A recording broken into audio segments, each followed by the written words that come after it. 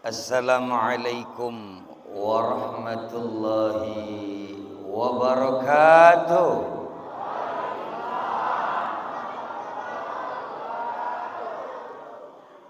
Alhamdulillah. Alhamdulillahi wa kafa. Asyhadu an la ilaha illallah wahdahu la syarikalah. Alladzi a'lamu ma zahara minna wa ma yakhfa. Wa asyhadu anna Muhammadan abduhu wa rasuluh Nabiyul Mustafa. Allahumma shalli wa sallim ala sayyidina Muhammadin wa ala alihi wa ashabihi ahli sidqi wal wafa. Amma ba'd. Faqala Allah Ta'ala fi kitabihil karim. Na'udzu billahi minasy syaithanir rajim. Bismillahirrahmanirrahim. Qul in kuntum tuhibbunallah fattabi'uni yuhibbukumullah wa yaghfir lakum dhunubakum wallahu ghafurur rahim. Wa fi ayatil ukhra wa ma arsalnaka min qablika min rasulin ila nuhi ilaihi annahu la ilaha illa fa'budu. Wa qala Rasulullah sallallahu alaihi wasallam laulaka ya Muhammad ma khalaqtu aflak. Wa fi hadisil ukhar innama bu'istu da'iyan la la'ana. Sadaqallahul azim wa sadaqa ala rasulillahil karim. Yang saya muliakan, yang saya hormati para alim ulama, para tengku, para ustadz, para kiai, para abuya, para tokoh-tokoh, imam, khatib, bilal dan sebagainya. Mari sama-sama kita doa, moga-moga alim ulama kita diberi atau Allah waqa'ah. Amin Allahumma. Semoga mereka panjang umur semuanya. Amin. Kayak nggak mau ngedoain, kayaknya pingin ulamanya cepat mati. Amin Allahumma. Kalau dipaksa nggak diijabah juga. Karena kata Rasulullah SAW, qiyamud dunya bi'ilmil ulama. Tegak satu dusun, tegak satu desa, tegak satu kecamatan, tegak bahkan satu negara dan dunia, itu karena ilmu para ulama. Jika tidak, maka goyang. Ada pepatah orang tua dulu bahwa alim ulama adalah pakunya bumi. Kalau bahasa gayonya labang dunia. Oh ya tengku, tanya ki merandohan, nae mati tir tengku, nyeriri. Amin Allahumma. Sihi amin kam si mati nah. Innalillahi. Baik, kemudian tidak lupa yang saya muliakan, yang saya hormati, para kepala desa kita atau gecik istilah kita. Jika ada RW, RT, dusun, kepala-kepalanya beserta perangkatnya juga perlu didoain. Moga-moga diberi istiqomah dalam amanah. Amin Allahumma. Nah, ini kayaknya yang amin dapat BLT lagi. Baik, yang kemudian saya hormati, saya muliakan, tokoh-tokoh yang lainnya, Bapak Panitia Masjid, semoga ini acara jadi amal jariah minad dunya ilal akhirah insyaallah. Amin. Kemudian yang saya hormati, yang saya muliakan, jika ada aparatur keamanan baik TNI dan Polri-nya, semoga diberi kekuatan oleh Allah Subhanahu wa taala. Amin. Dan yang saya muliakan ibu bapak jamaah Maulidin Nabi Muhammad sallallahu alaihi wasallam, semoga diberi syafaat dan rahmat. Amin Allahumma. Alhamdulillah, kali kedua di tempat ini, mungkin bukan yang tempat ini, tapi masih dalam satu daerah ini, saya diberi waktu bersilaturahim dengan ibu bapak sekalian. Semoga membuahkan hasil dari silaturahim, panjang umur, murah rezeki, sehat selalu. Amin Allahumma. Mari sama-sama kita syukuri nikmat yang besar ini dengan minimal ucapan alhamdulillah. Tidak lupa salawat serta salam kita hadiahkan kepada junjungan alam, yakni Nabi besar Muhammad sallallahu alaihi wasallam. Mudah-mudahan syafaat tercurah baik di dunia maupun di akhirat. Amin Allah. Baik ibu bapak yang dimuliakan oleh Allah, sebelum lanjut, kira-kira butuh perkenalan lagi apa enggak ini? Butuh kenalan lagi? Butuh ya? Biar nggak ada yang melotot-melotot ya. Takut juga saya duduk kalau pada melotot. Boleh kenalan? Nama saya Muhammad Yani, lahir di Kutacani, Aceh Tenggara. Bapak kakek keturunan dari Gayo Luwes, Rikit Gaib Tunggal.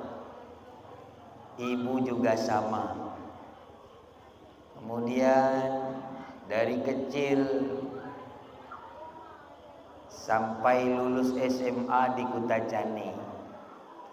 SD Pulonas bagi yang ada orang Kutacani. Kemudian masuk pesantren Darul Iman Lawe Perlak, Kecamatan Lawe Sumur, Aceh Tenggara. Sampai 6 tahun lulus SMA.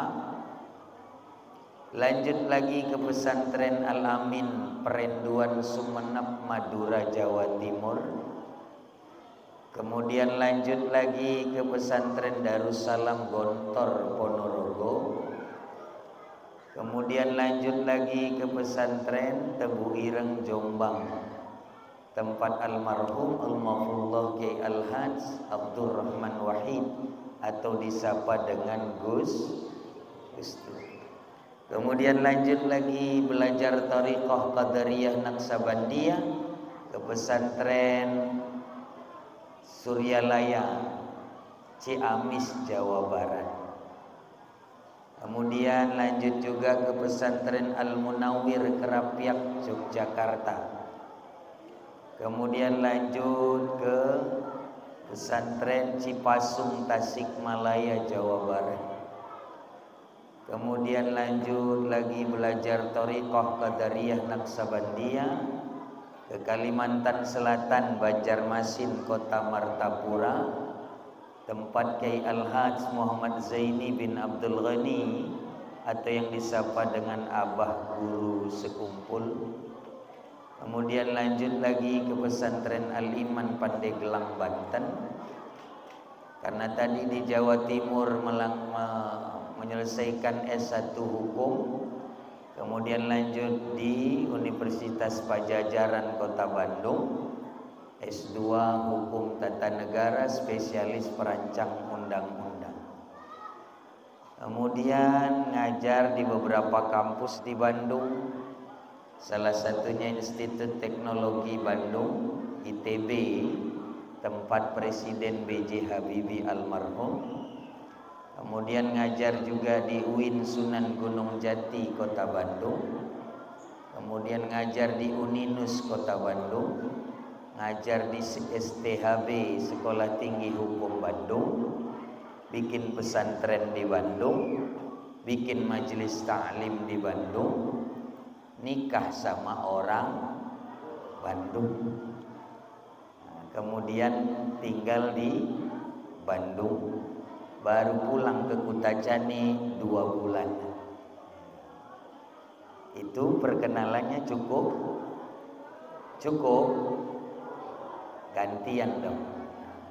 Habis ini saya minta kenalan. Ini desa dusun Rampang apa? Simpang Ramung. Saya mau tahu juga nih, kenalin dulu. Di sini katanya banyak suku. Ya, bener ya? Ada yang gayo? Ada? Kuna kabar? Nah, yang mana yang gayo ini? Kuna kabar? Ya, biara ken. Dabak model ini. Ara gayo ara? Tagin jawab ken kunah tu. Rengam kati megati ulah aku. Kuna kabar? Sehat? Ya ke sampai ruh sehat di sini cerai. Alas ada alas. Lo kang alas lot. Dapur kang alas. Une kabar adu sehat. Dedikan balik. Mam balik naik. Ano kan dua no to kan. Aceh ada Aceh. Pahaba. Abaga ke mantang. Jawa ada Jawa. Jawa enek-enek wong Jawa. Endi wong Jawa ki ndi? Ra ketok blas. Ra enek Jawane ra enek. Enek mung siji kuwi. Innalillahi mek sitok. Enek Jawa enek. Pripun kabare? Sing kasar kaya iki, sing kasar. Piye kabare? Hah? Ra enek? Gak ada yang Jawa, enggak ada? Ada. Yang Sunda ada Sunda? Ayah di Bandung ayah? Saha Sunda saha? Ayah? Ayah di dia ya? Nyumput kabeh kaya iki. Jadi saya bingung kalau banyak begini. Itu sudah bingung saya. Ini mau bahasa apa ini? Ini seperti miniatur Indonesia. Seperti gambaran sekilas kebinekaan tunggal ika. Jadi bahasa seni saja ya. Seni saya daripada sentimen kesukuan, lebih baik bahasa Indonesia. Baik ibu bapak jamaah maulid yang dimuliakan oleh Allah, sebelum kita lanjut, ini pelajaran. Karena saya yakin ini saudara semua adalah beragama Muslim, Islam. Kata Rasulullah SAW dalam sebuah riwayat, apabila ada perkumpulan tidak dibaca ayat dan sholawat, maka yang hadir itu bagaikan bangkai di hadapan Allah. Ini pelajaran. Lain kali kalau ada ngumpul dimanapun, acara apapun, biar dapat berkah, maka bacain ayat dan kayak mu'alaf kayak ini ya. Sholat. Nah, oleh karena itu maka kita selamatkan diri kita di hadapan Allah dengan bacain sholawat sebelum mengkaji suatu ilmu.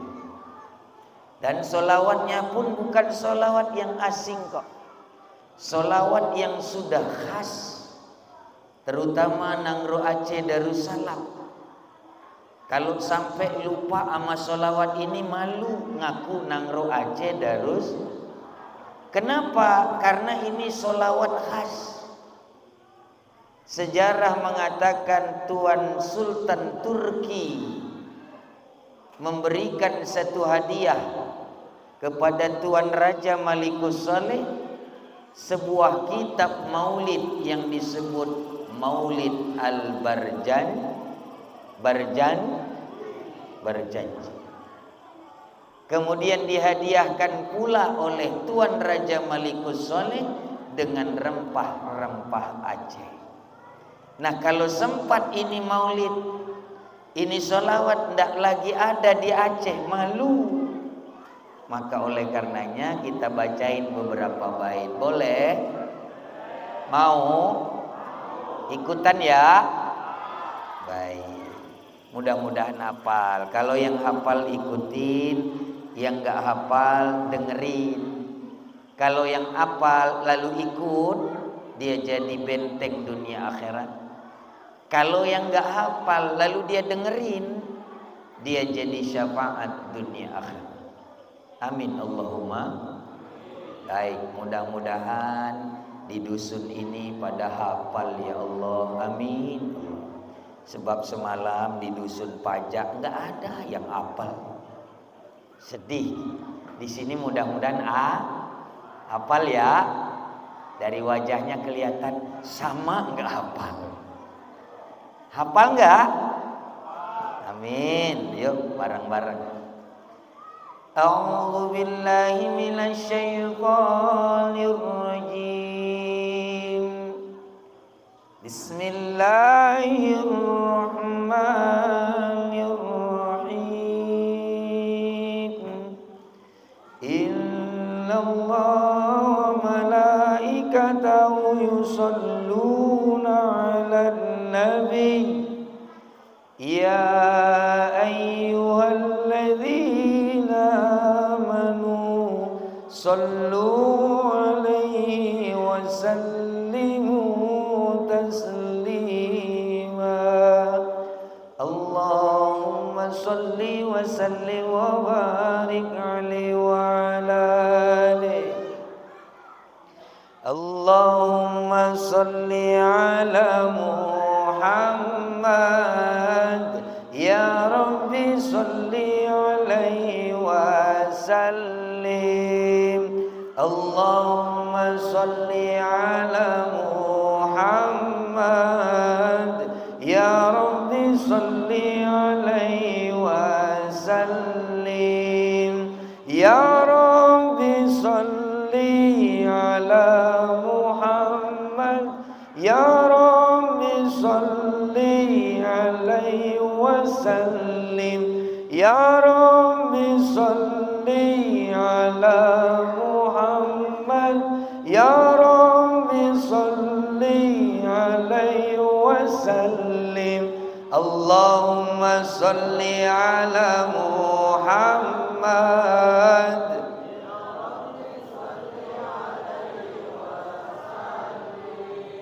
Allahumma salli ala Muhammad.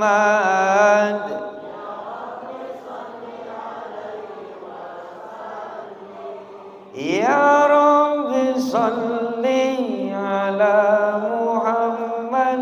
Ya Rabbi salli. Ya Rabbi salli ala Muhammad.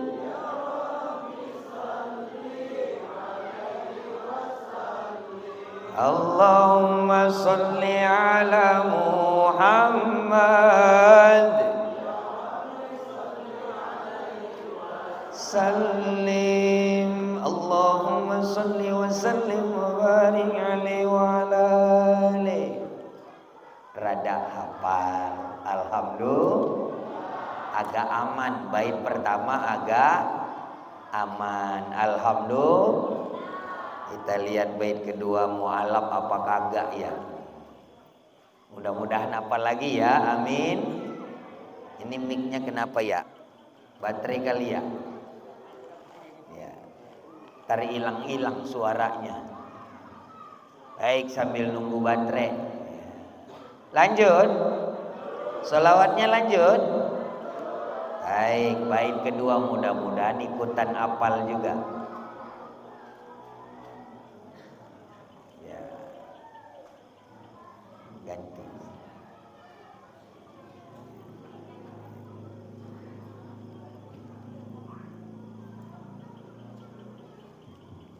Baik, kita lanjut bait kedua. Allahumma sholli wa sallim wa barik alaihi wa ala alihi ya Rasulullah salamun alaik Allah Allah ya Rafi'a syani wa darji al-fatayya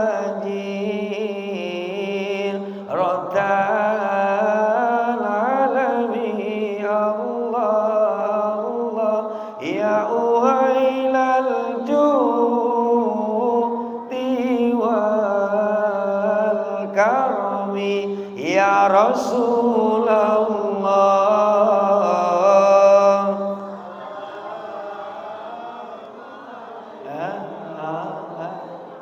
Repot. Hafal? Hafal Bu? Udah hilang? Udah hilang ya? Udah hilang? Lagi? Ya Rasulullah salamun alaik Allah ya Rafi'a syani wa darji al-fatayya rotal alami Allah ya uhailal judi wal karami ya Rasulullah.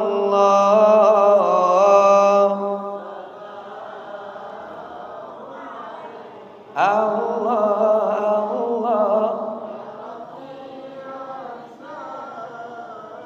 ni wa darji al-fatayya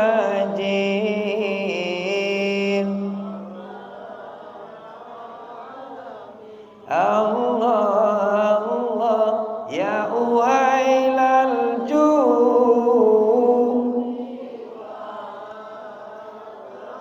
Alhamdulillah, walaupun nangkep ujung doang, ujungnya ditangkep karomi karab. Lanjut. Baik, bait terakhir aja dah, nggak bisa diharapin. Terpaksa yang terakhir ini mau dibahas inti maulidnya. Mudah-mudahan ada yang ingat juga. Allahumma sholli wa sallim wa barik alaihi wa ala alihi. Al-jannatu wa na'imuha sa'dun liman yusalli. Kenapa baterainya lagi? Ya, baterai. Hah? Gak apa-apa kalau nggak ada lagi mau bilang apa? Terpaksa seket pora. Mosok po, sitok benih, sitik hilang. Gak apa-apa ya. Al-jannatu wa na'imuha sa'dun liman yusalli wa yusallim wa yubarik alaihi. Bismillahirrahmanirrahim. Abtadi'ul imla bismi dhatil aliyah mustadirran faidal barakati ala ma analah wa awla wa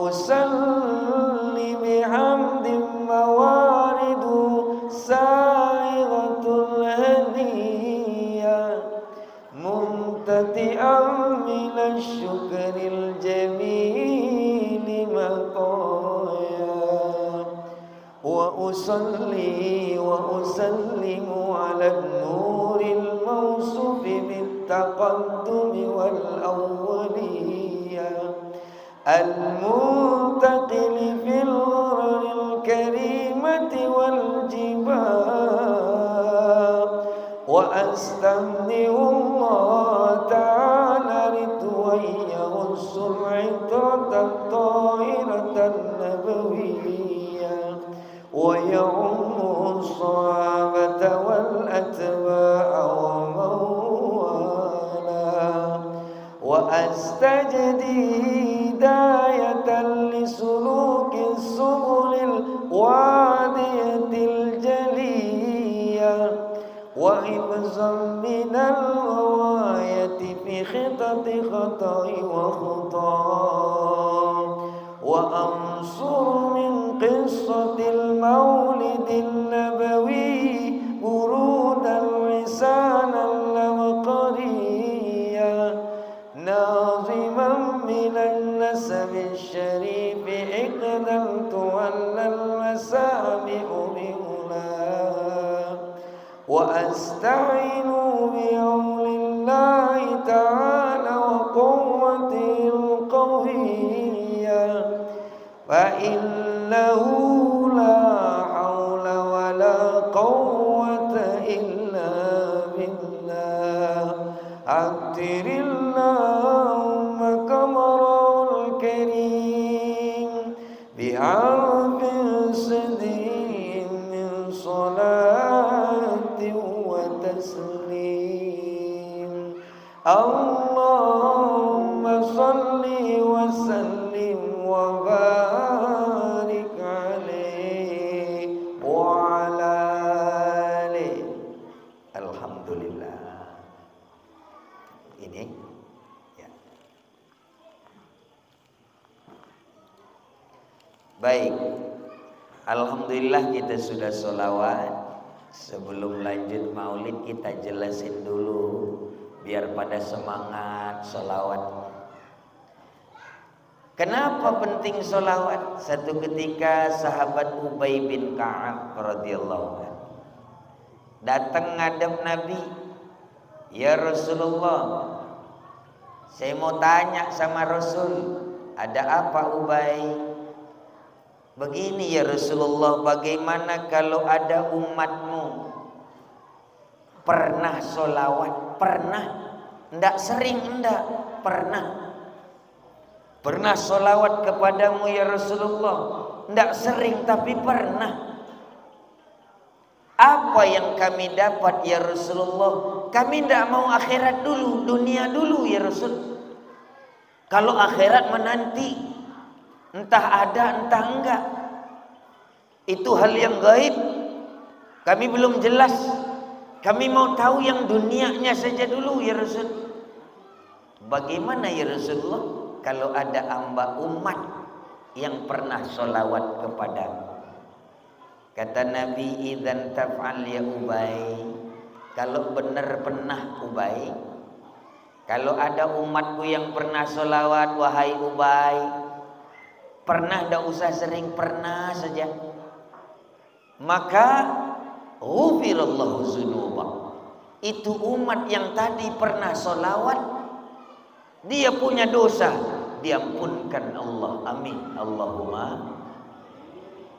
Oke, modelnya tidak mau diampuni nih kayaknya. Pada nggak ngaminin. Amin. Allahumma. Minta ampun aja kudu dipaksa. Luar biasa. Ini apa tadi? Simpang ternyata orang Simpang Ramung mau minta ampun harus dipaksa. Kalau pernah sholawat, ghufirallahu dzunubah, Allah ampunkan dosa-dosanya. Amin. Terus paksain terus ini. Kurang puas sahabat Ubay. Itu kalau pernah ya Rasul. Saya mau tanya yang kedua ya Rasul, bagaimana kalau sering? Kalau seumur-umur ada sholawat, seringlah. Ndak pernah, ndak sering. Lalu apa didapat di dunia ya Rasul tanpa nunggu akhirat? Kata Nabi, idzan taf'al ya Ubay, kalau benar naik derajatnya jadi tambah sering, solawatnya sering, hampir seumur-umur dia ada solawat. Kata Rasulullah SAW, ghufirallahu dzunubah, sahalallahu umurak, wa taqabbalallahu hajatah. Itu orang yang sering solawat, kalau dia punya dosa Allah ampuni, kalau dia punya urusan Allah permudah, kalau dia punya hajat Allah ijabah. Ini syafaat dunia, tidak nunggu akhirat. Nah, ngetunu-tunu ya, sudah tanda-tanda tuh. Tuh gara-gara minta ampun aja kudu dipaksa. Nah itu akhirnya mati lampu. Gak apa-apa lampu biar mati, yang penting mik hidup. Kan bisa ambil tidur ya, nggak ada yang lihat ya. Mau ya tidur ya. Tuh. Baik, lanjut. Lanjut. Nggak ngaruh sama lampu, enggak. Jadi jangan dilihatin mulu lampunya. Kan saya cemburu ya. Lampu dilihatin saya enggak, walaupun sama-sama enggak kelihatan saya. Alhamdulillah. Oh, ini karena maulid dapat ilmu lagi.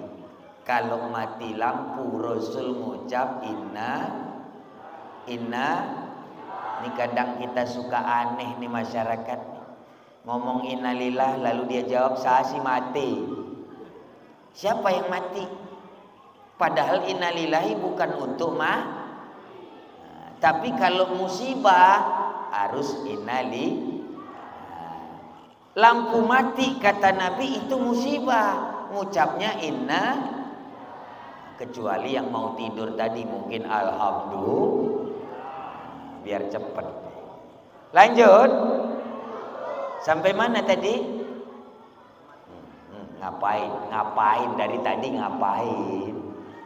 Dengerin apa enggak ini? Dengar apa enggak ini? Baik. Tadi Ubay nanya, kalau sering dapat 3, kalau pernah sholawat dapat 1. Jadi syafaat dunia minimal ada 3, tanpa nunggu akhirat. Kalau pernah sholawat dapat 1. Oh, dia punya dosa, dia sholawat, diampunkan dosanya. Amin Allahumma. Itu kalau pernah. Kalau dia sering, ketika dia berdosa dia sholawat, Allah ampunkan dosa. Ketika dia bekerja, kenapa begitu rumit kerjaan ini? Urusannya begitu sulit, masalah begitu banyak, hutang banyak, kredit. Tapi ketika dia sholawat, Allah permudah urusannya. Tuh kan, alhamdulillah lagi. Ini bukan umat Nabi kayaknya. Ini umat jin gunung kayaknya. Innali. Kalau hidup alhamdulillah.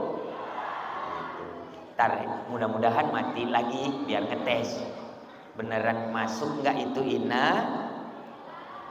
Lanjut.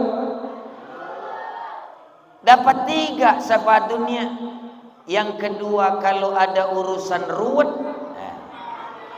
tuh masih mu'alaf juga. Innali.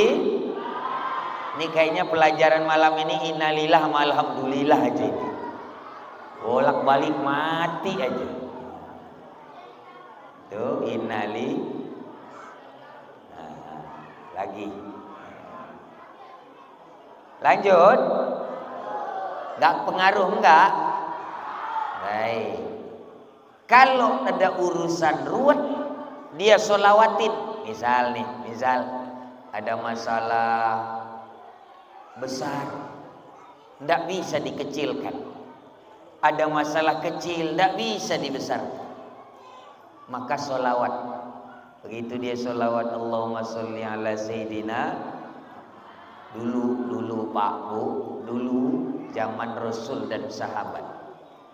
Ketika ada sahabat di pasar, dipajak bahasa kita, itu kalau ada yang berantem, yang sekeliling ngucap Allahumma sholli ala Sayyidina Muhammad, itu yang berantem jadi berhenti. Itu hebatnya dulu. Nanti praktekin ya Pak, kalau istri bapak lagi cerewet-cerewetnya, sholawatin. Sholawat. Lagi ibunya lagi ngomel, oh kenapa kemana aja nggak pulang-pulang, langsung bapak jawab Allahumma sholli ala Sayyidina Muhammad. Paling ibu bilang bapak udah gila ya, orang marah di ruqyah. Itu dulu. Tapi zaman sekarang enggak.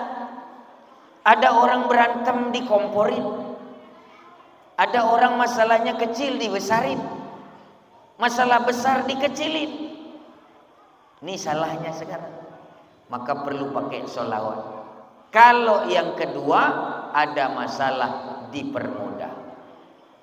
Yang ketiga, kalau pernah sering sholawat, taqabbalallahu hajatah. Nabi Adam alaihi salam ketika diturunkan dari surga, dipisahin nama Sayyidatil Hawa. Nabi Adam ditaruh di India. Makanya orang India tinggi besar, karena keturunan Adam pertama itu di India.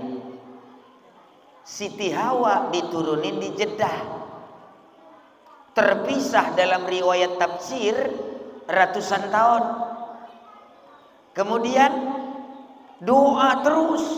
Doanya insya Allah kita hafal tuh. Rabbana zolamna wa illam taghfir lana wa lanakunanna minal. Bener-bener ini kayaknya mu'alaf. Hafal enggak? Rabbana zolamna anfusana wa illam. Ratusan tahun enggak ketemu Siti Hawa, enggak ketemu. Keliling sedunia karena manusia cuma dua, Adam Hawa. Dipisahin, yang satu di India, yang satu di Jeddah. Keliling ratusan tahun tidak ketemu. Kenapa nggak ketemu? Tidak diijabah doanya. Kenapa nggak diijabah? Karena tadi tidak dapat taqabbalallahu hajatak. Hajat tidak akan tembus kecuali dengan sholawat.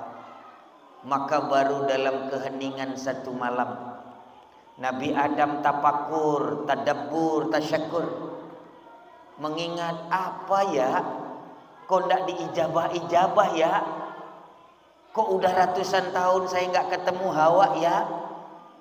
Jadi kalau ada suami istri nggak ketemu baru setahun, kalah sama Nabi Adam. Nabi Adam ketemu baru 200 tahun. Jadi jangan cengeng. Gak ketemu setahun, kaulah bulanku, kaulah bintangku, kalau kau gak berpulang hilang separuh napasku. Pret. Nabi Adam 200 tahun nggak ketemu. Ada apa ya kok nggak diijabah? Oh, teringat Nabi Adam. Ini kaitannya dengan syafaat ketiga dari sholawat. Apa yang diingat oleh Nabi Adam alaihissalam? Oh, ternyata di tiang-tiang arash, di tiang-tiang sorga ada satu nama yang digandeng namanya dari Allah dengan Muhammad. Kalau tidak digandeng dua ini, tidak bisa diijabah apapun hajat. Lalu disambunglah itu doa yang kita hafal itu tadi.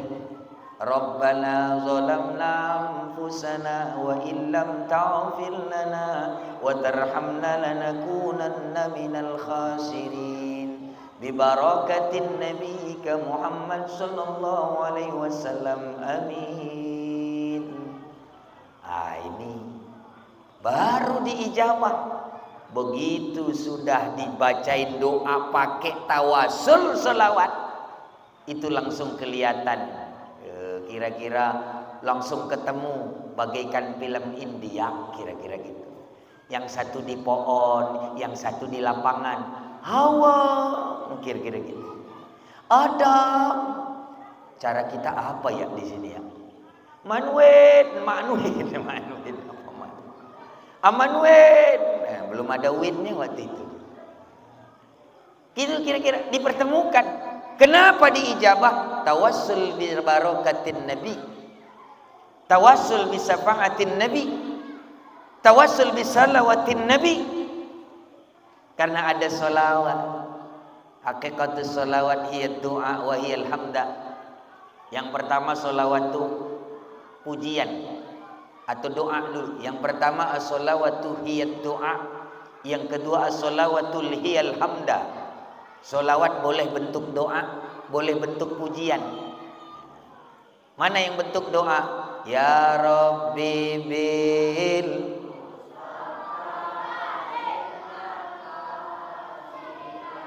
waghfir lana.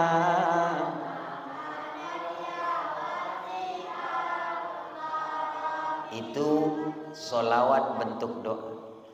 Bentuk pujian yang mana? Salatullah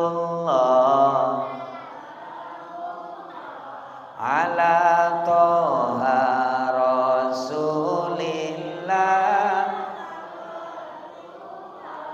salamullah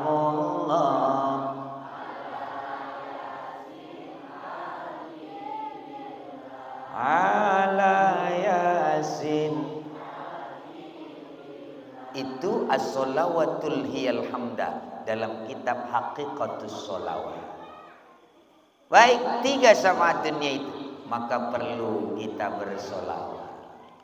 Baik, kita sudah bahas tentang solawat. Saya bingung, dengar-dengar di sini sudah bahas maulid. Iya betul. Sudah pernah maulid, sudah ya? Ini mau acara maulid lagi. Maulid apa ya? Maulid lagi? Mau maulid lagi? Baik, maulid itu tidak ada selesainya.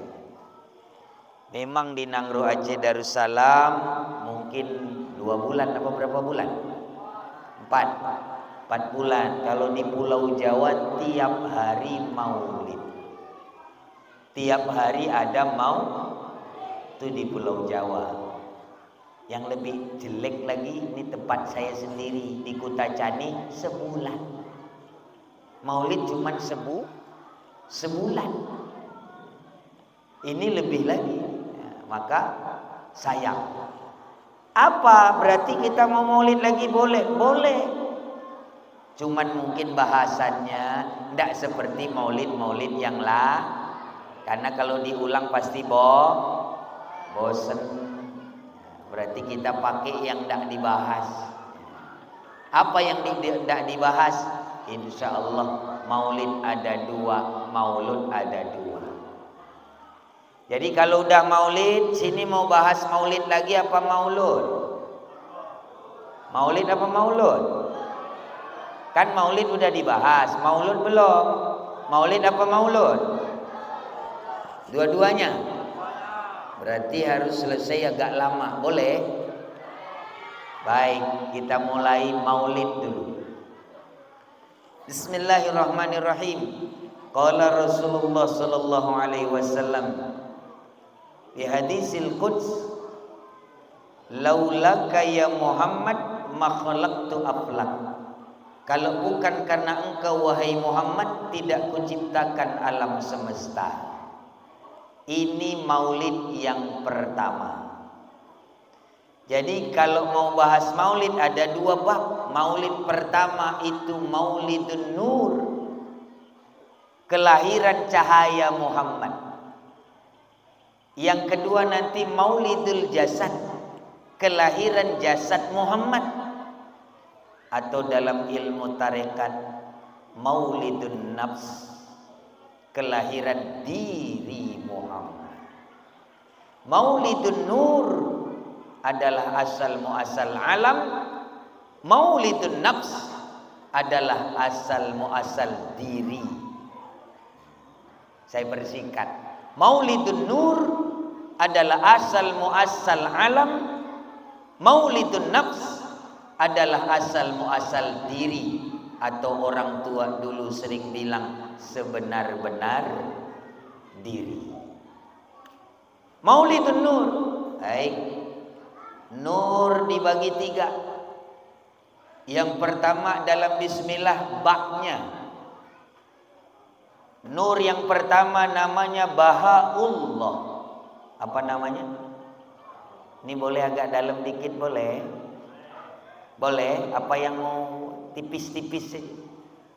Mau yang daleman apa mau sedang? Dalam apa sedang? Dalam ya. Kapan lagi ya? Takutnya besok lewat ya. Gak pernah ketemu tuh. Nur yang pertama namanya Bahaullah. Kalau diterjemahkan dalam terjemahan bebas, Baha artinya cahaya. Nur yang kedua namanya Sanaullah, sinarnya Allah. Kalau diterjemahkan sinar, yang meliputi cahaya. Cahaya hakikat, sinar makrifat, ya, cahaya makrifat, sinar hakikat. Kemudian mim, bismi, mamlakatuh, yang merajai, yang dipakai oleh kita cahaya itu namanya mamlakatuh. Ini dalam bismillah. Itu nur. Kelahirannya dalam kitab Sirul Asrar Syekh Abdul Qadir Jilani 700.000 tahun sebelum penciptaan alam. Jadi kalau dalam ilmu tauhid nih yang belajar sifat 20 pasti ingat nih. Dalil wujud adalah ma siwallahu alam. Ma siwallahu alam. Selain Allah adalah alam. Kalau alam berarti bukan Allah. Kalau Allah berarti bukan alam. Sebelum penciptaan Allah, Allah ciptakan dulu nur yang disebut dengan nurmu Muhammad. Nurnya dibagi 3, Muhammadnya dibagi 4. Ini boleh beneran agak dalam boleh? Hah? Tinggi atau dalam? Yang gayo jawab yang gayo. Tinggi apa dalam? Kang Alas jawab Kang Alas. Tinggi atau bagas? Jawa jeruk apa ora? Jeruk. Hebat tenan hari ini. Sunda jeruk moal apa ora? Hilang semua. Pada nyumput saya Jawa tapi nggak bisa ngomong, saya Sunda tapi malu, bingung. Baik, lanjut kayak rada nggak semangat. Lanjut. Kan ada orang takutnya sepi pada udah pulang. Ini gambar bayang-bayang doang takutnya. Baik, nur dibagi 3, Muhammad dibagi 4. Yang pertama disebut Maulidun Nur, yang kedua disebut Maulidun Nafs. Nafs dibagi 7. Kapan-kapan. Mau sekarang sekaligus mana muat. Coba, nur dibagi 3, Muhammad dibagi 4, nafs dibagi 7. Mau diselesaikan malam ini, mati modar. Nggak mungkin muat. Lain waktu mampir dong. Kalau kejauhan ke Bandung, mampir ke Kutacane aja. Mau datang ke Kutacane mau? Kalau nggak mau berarti sombong, tak balas silaturahim. Ke Bandung mau? Ongkos sendiri apa diongkosin? Enak aja lu. Lanjut. Nah, kita tidak bahas semua. Kita bahas yang dikit-dikit aja dulu.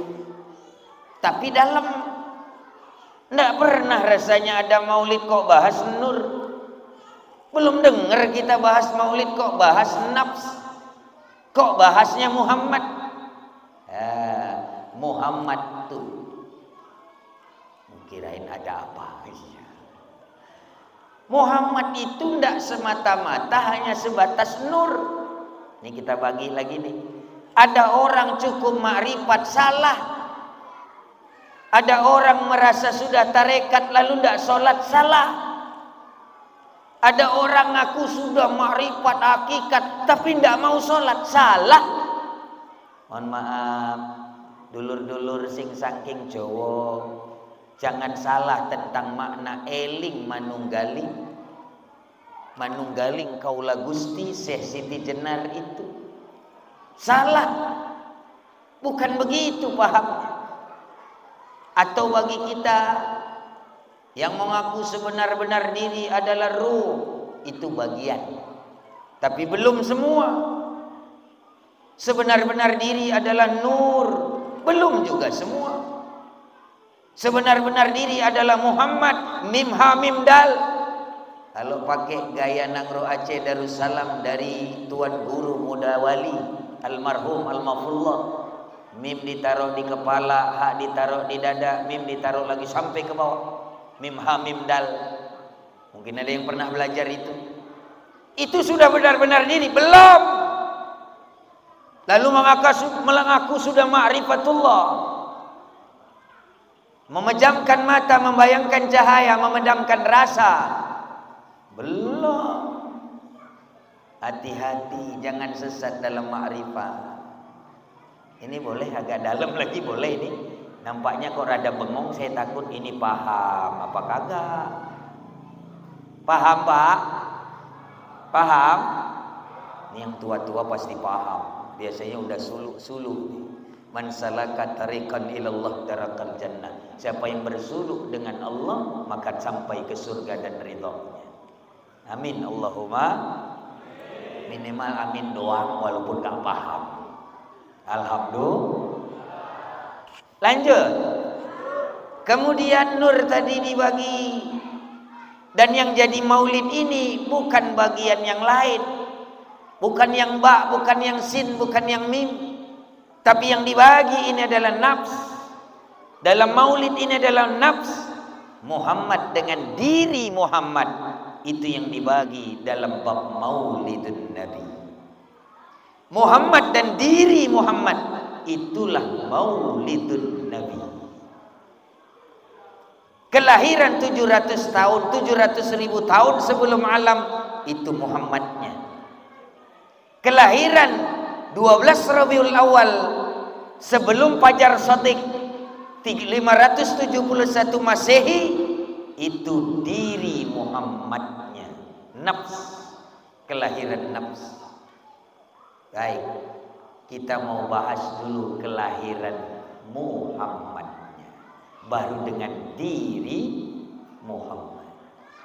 Bagaimana kelahiran Muhammad? Kelahiran Muhammad adalah nurullah bertajalli dengan nur Muhammad. Inilah yang disebut dengan kelahiran Muhammadnya. Apa sih tajalli itu? Takutnya pakai istilah bingung. Tajalli itu perwujudan. Ada ulama sufi mengibaratkan cermin. Ada ulama sufi mengibaratkan senter cahaya Allah, pantulan kepada cermin itu adalah nur Muhammad. Kalau cerminnya kotor, pantulan tak terlihat. Bisa dipahami Pak? Bisa Bu? Kalau agak berat angkat tangan, lambaikan ke kami. Takut tak kuat. Masih kuat masih?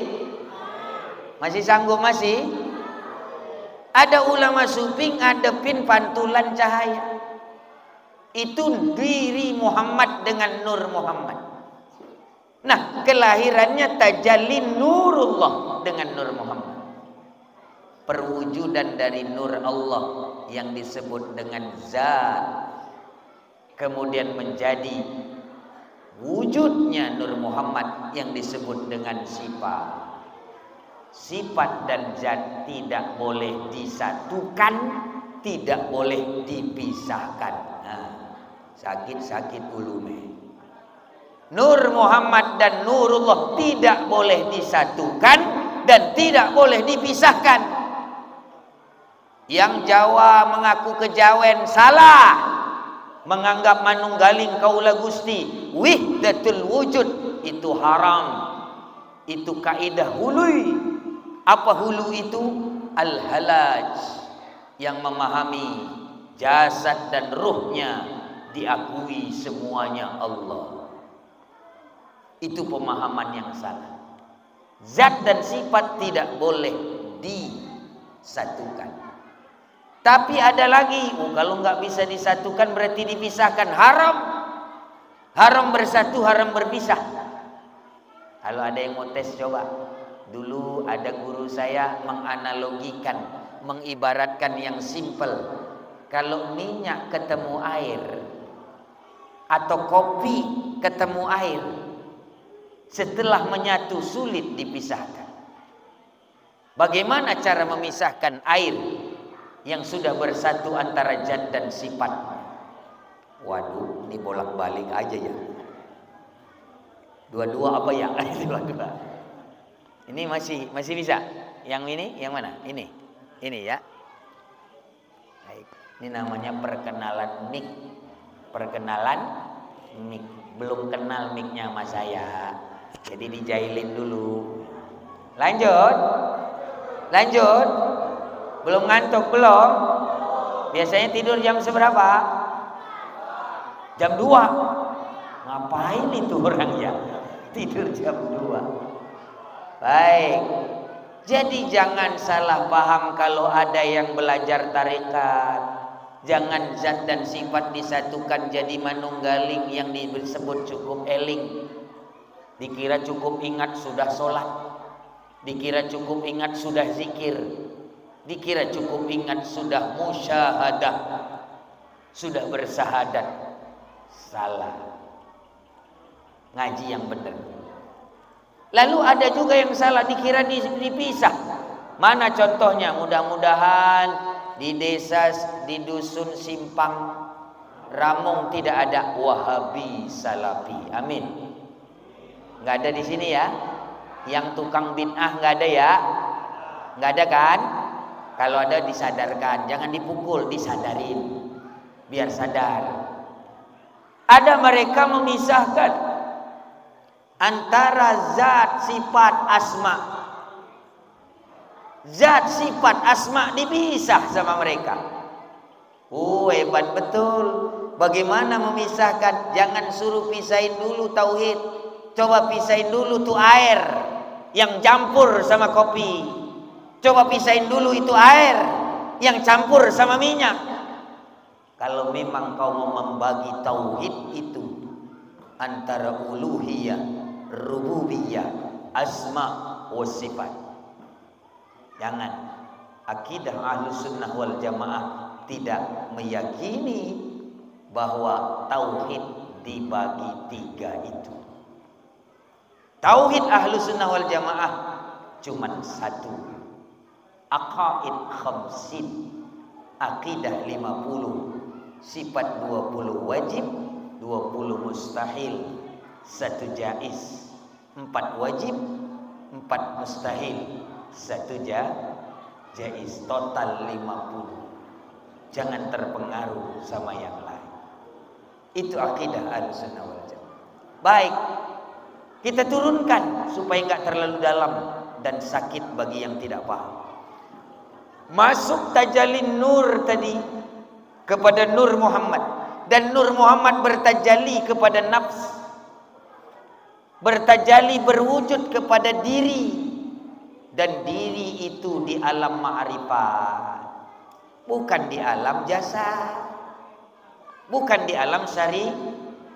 Jadi jangan dianggap diri itu alam syariat, salah. Diri itu alam ma'rifat. Tidak ada diri dalam alam syariat. Nabi Adam alaihissalam begitu dulu tanpa dimasukkan ke dalam jasad, semua amal beliau adalah ahwalul batiniyah, amalan ma'rifat semua. Tidak ada batas-batasnya. Mata tak terbatas. Coba sekarang di balik tembok sulit ditembus oleh mata.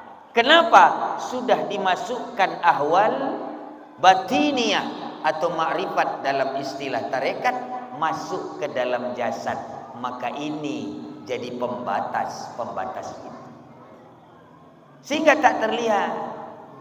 Tetapi kesempurnaan diri, ini yang benar, Tetapi kesempurnaan diri tidak tinggal di alam ma'rifat. Dia harus bergabung antara ma'rifat dan syariat. Mana contohnya? Tidak cukup sholat itu mengingat, tapi sholat itu harus berbuah. Sholat itu harus berbuah. Tidak cukup mengaku sholat cuman ingat. Tidak cukup mengaku sholat cuman membayang. Tidak cukup cuma ngaku sholat tapi cuma zikir. Tidak cukup. Kesempurnaan diri, kesempurnaan nafs itu adalah antara ahwalul batiniyah dilakukan dengan ahwalul lahiriyah zahiriyah. Itu kira-kira kesimpulan Maulid Nur. Mudah-mudahan paham. Giliran yang ringan-ringan lagi, jangan yang dalam lagi, kasihan yang belum sampai. Yang udah sampai alhamdulillah, udah dapat sampai kesempurnaan diri. Lain waktu kita bahas rincian diri. Satu-satu kita bahas rincian diri. Mana makom 7, mana unsur 4, mana tanah, mana api, mana yang kekal, mana yang fana. Nah, dalam diri. Lain waktu kalau mau datang ke Kutacane atau ke Ban. Kalau ke Ban atau ke Kutaca, rasain ongkos-ongkos dahulu ya. Insya amin. Kalau enggak ada cara lagi, undang lagi. Itu pun kalau di Kutacane rada murah. Kalau dari Bandung rasain tuh ongkos Garuda PP 2 kali. Siap? Siap? Udah patungan udah? Belum, pada merot ya. Ada diem. Lanjut. Kita masuk Maulidul Jasad. Kita masuk Maulid ya yang enteng lagi. Kenalan lagi itu kayaknya. Kerok. Sekarang kita masuk Maulidul Jasad. Tadi sudah Maulidul Nur, sekarang Maulidul Jasad. Pada saat tajalli nurullah, nur Muhammad dan nafs dimasukkan ke diri Adam, kemudian pindah ke rahim Hawa, turun terus yang disebut dengan rahim Ahlul Fatrah, sampailah ke Abdul Muttalib, pindah ke Fatimah istri Abdul Muttalib, pindah ke Abdullah anak Abdul Muttalib, pindah ke Aminah istri Abdullah, lahirlah Nabi Muhammad SAW. Ketika lahir, keluarlah cahaya yang tak tertahan lagi, karena memang asal muasalnya cahaya, keluar juga dalam wujud cahaya. Kenapa keluar dengan cahaya? Pertama kata Syekh Abdul Qadir Jilani dalam kitab Al-Ghunyah. Kalau tadi Sirul Asrar, sekarang Al-Ghunyah. Apa kata beliau? Sholawatun minallahi rahmah. Kalau ada solawat dari Allah turun rahmat. Apa rahmat? Kesempurnaan anugerah, itu rahmat. Kemudian sholawatun minal malaika, turun malaika karomah wal mu'jizat. Kalau malaikat yang solawat kepada Nabi, turun mukjizat dan keramat. Wa sholawatun minal ummati Rasulillah illa Rasulillah hiya syafa'ah. Kalau ada kita solawat kepada Nabi, turun syafaat. Dan syafaat itu bergabung di dalamnya dengan karomah, mukjizat, rahmah, meliputi kelahiran baginda Nabi Muhammad sallallahu alaihi wasallam. Maka dalam riwayat Abu Syahad Baihaqi Ibnu Hisham, itu lahir Nabi bercahaya sampai negeri Syam. Itu yang terjadi. Tidak cukup di situ, ada kejadian bergetar arasy. Kenapa bergetar arasy? Karena ini yang ditunggu-tunggu oleh alam. Asal muasal alam dilahirkan di alam. Asal muasal alam dilahirkan di alam. Asal mualam dari Muhammad, tapi Muhammad dilahirkan di alam. Ini yang membuat bergetar arasy. Kenapa bergetar? Karena yang disolawati oleh malaikat keluar mukjizat. Apa mukjizatnya? Lauhul Mahfuz tertutup. Dulu sebelum baginda Nabi lahir ke dunia ini, lauh, ruangan mahfuz yang dijaga itu masih bisa diintip oleh jin, malaikat dan syaitan. Lahirlah turunan jin, yaitu dukun. Turunan dukun, apalagi saya tidak tahu namanya. Anamir. Turunan dukun apa namanya? Genderuwo. Apa? Sindel bolong. Apa? Kuntilanak. Begu ganjang. Apa lagi? Macam-macam. Tapi kok sakti, Ustaz? Kenapa tanya ke dukun obat diberi jadi sembuh, Ustaz? Masa saya ke Tengku nggak sembuh? Berapa kali saya disembuh sama Tengku sampai habis jigong Tengku ke sini? Nggak sembuh. Saya ke dukun kok sembuh? Jin pernah ngintip sir yang ada di Lauhul Mahfuz sebelum kelahiran Nabi. Jadi nggak usah kaget-kaget amat, nggak usah aneh-aneh banget, nggak usah takjub-takjub banget sama dukun yang sakti. Karena memang jin juga sakti. Sebelum Nabi lahir boleh ngintip rahasia ilahi. Maka ndak usah heran ada dukun ngerti, bapak jodohnya nanti di sana ya, ketemu beneran. Kok bisa hebat? Karena turunan jin pernah ngintip rahasia ilahi. Apa rahasia ilahi itu? Bahasa gayunya saya ingat, bahasa yang lain kurang ingat nih.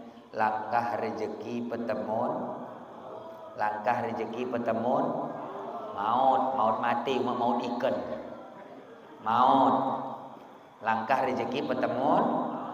Tuh, kenapa kok bisa dibaca ini sama jin?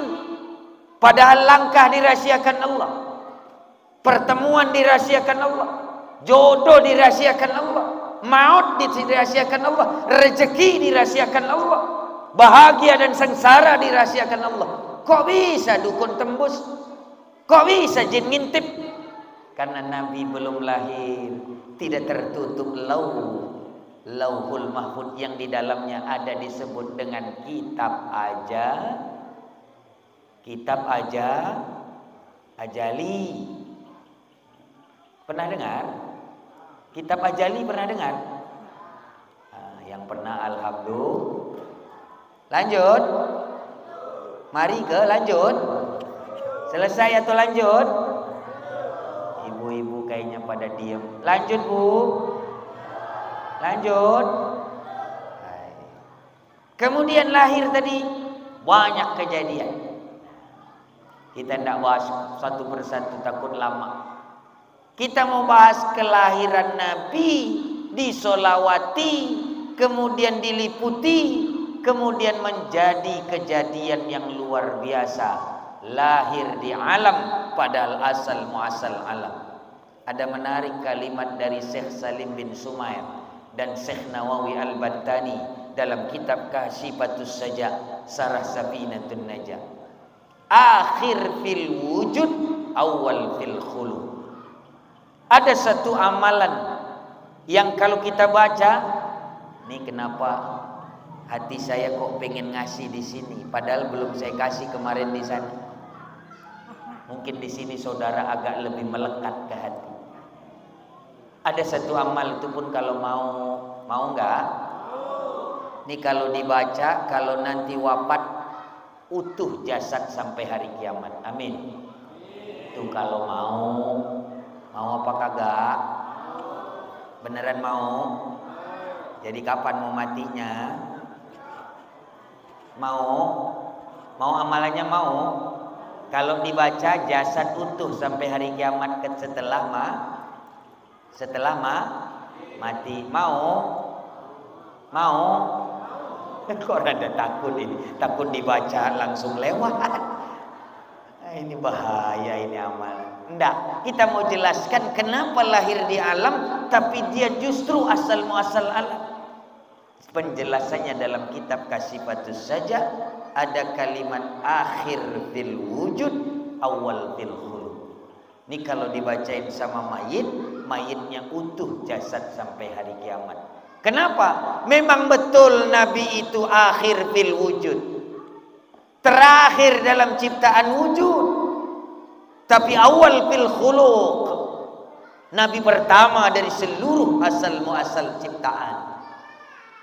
Itu kalau dibacain, diwiritin, itu cacing tanah pada minggir, ketol-ketol gaib, tidak jadi makan daging yang tadi sudah membusuk karena sudah jadi mayit. Itu kalau mau diamali. Cuman kalau diamalinnya nanti pas langsung setelah mati, itu cacingnya masih agak dekat. Cacingnya agak kalau mau amalin dari sekarang, biar cacingnya makin jauh. Pati ketol gerge. Jadi akhir fil wujud, awal fil khuluq. Jikirin dari sekarang. Akhir fil wujud, awal fil khuluq. Bisa? Bisa? Coba akhir. Kok gak semangat, takut mati apa ya? Akhir fil wujud, awal fil khuluq. Coba akhir fil wujud, awal fil khuluq. Bisa? Ulang. Akhir. Coba itu dulu. Akhir fil wujud, awal fil khuluq. Bisa? Kenapa ngikut bisa? Kita malah ajar ya biar malah ngajarin balik. Akhir fil wujud, awal fil khuluq. Coba.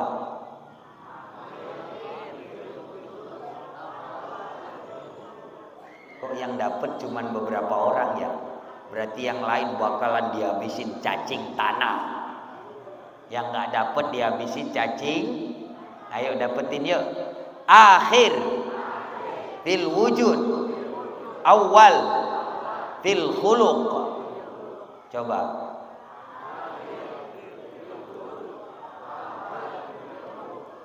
Ini kayak ragu-ragu nih. Jangan-jangan cacing, lu mau ngusir apa enggak, kata cacing. Saya mau makan daging kamu nih, kamu baca itu kayak nggak semangat, mau ngusir saya atau ngasih makan. Ayo coba. Akhir fil wujud, awal fil khuluq. Coba.